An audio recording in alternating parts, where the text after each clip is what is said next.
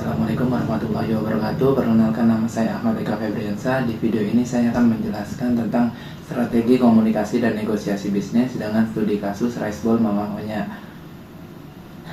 Video ini sebagai syarat pemenuhan ujian akhir semester mata kuliah komunikasi dan negosiasi bisnis.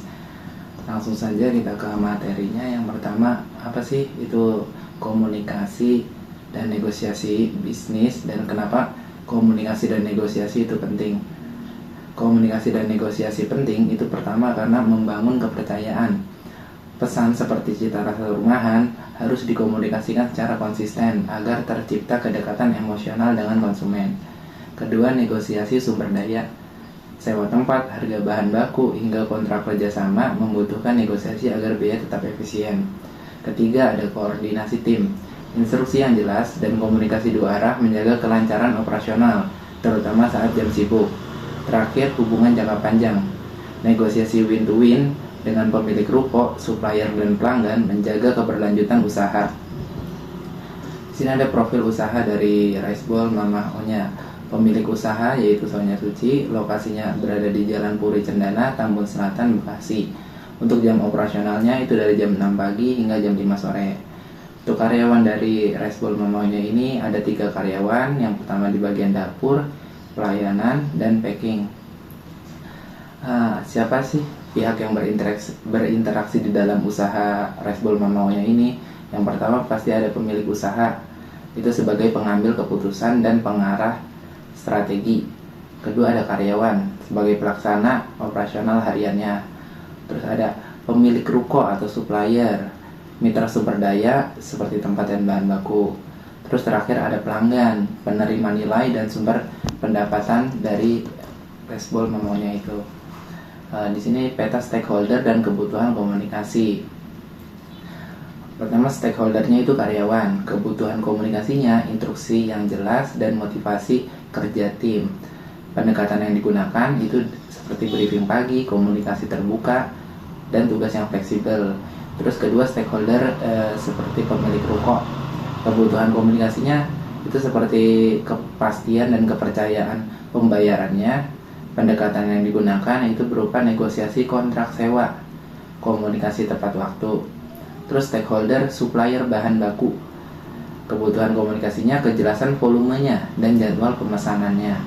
Pendekatan yang digunakan pemesanan rutin harian, negosiasi harga dan kualitas. Terakhir, stakeholder pelanggan, kebutuhan komunikasinya kenyamanan, kecepatan, rasa dipercaya. Pendekatan yang digunakan itu pelayanan yang ramah, respon cepat, dan tanggap akan keluhan. Terus struktur dan alur komunikasi internal. Pertama itu pemilik usaha yaitu Sonya Suci, kepada kejuru masaknya itu ada Ibu Leni, terus habis itu pelayanannya ada Mas Erwin, dan terakhir operasional atau packingnya ada Tegar.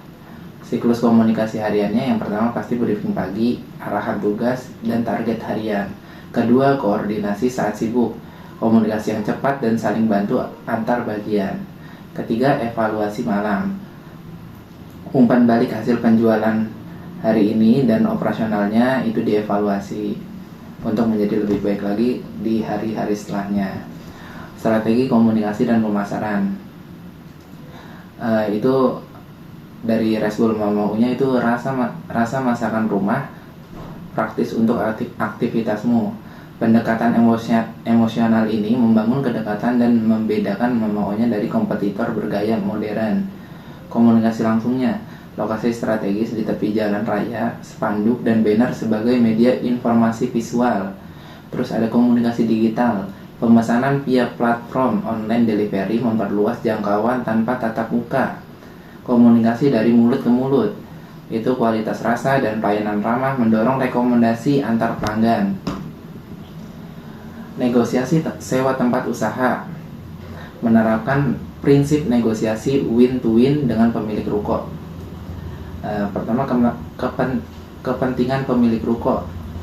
Itu pemilik ruko pasti ingin kepastian pembayaran yang tepat waktu, penyewa yang menjaga dan merawat properti dari ruko itu, terus hubungan sewa yang stabil jangka menengah. Kedua ada kepentingan Riceball Mama Onya, harga sewanya terjangkau, sesuai modal awal, terus lokasi strategis di tepi jalan raya. Ketiga, fleksibilitas durasi kontrak di tahap awal usaha. Hasil negosiasi win to win-nya, sewa disepakati sebesar 1.500.000 per bulan dengan pembayaran rutin tepat waktu. Pemilik ruko mendapat kepastian, usaha mendapat lokasi strategis dengan biaya terkendali.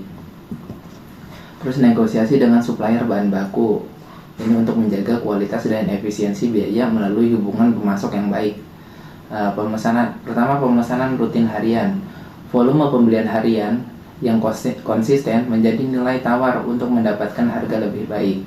Kedua, negosiasi harga dan kualitas. Tawar-menawar dilakukan dengan tetap memprioritaskan kesegaran bahan seperti beras, ayam, atau bumbu. Ketiga, supplier lokal dan pasar tradisional. Memilih pemasok terdekat untuk menekan biaya distribusi dan menjaga kesegaran. Terakhir, membangun relasi jangka panjang. Kepercayaan dan pembayaran lancar membuka peluang harga khusus atau prioritas stok. Targetnya menjaga biaya bahan baku pada kisaran 11 juta rupiah per bulan tanpa mengorbankan kualitas dari rasa Red Bull Mamahonya.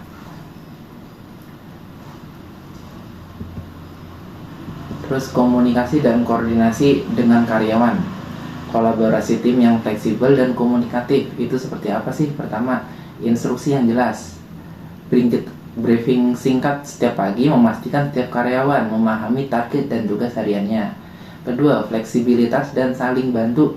Karyawan dapat saling bantu antar bagian saat jam sibuk berkat komunikasi yang terbuka. Ketiga, evaluasi dua arah. Evaluasi operasional harian menjadi sarana umpan balik antara pemilik dan karyawan. Terakhir, motivasi dan apresiasi.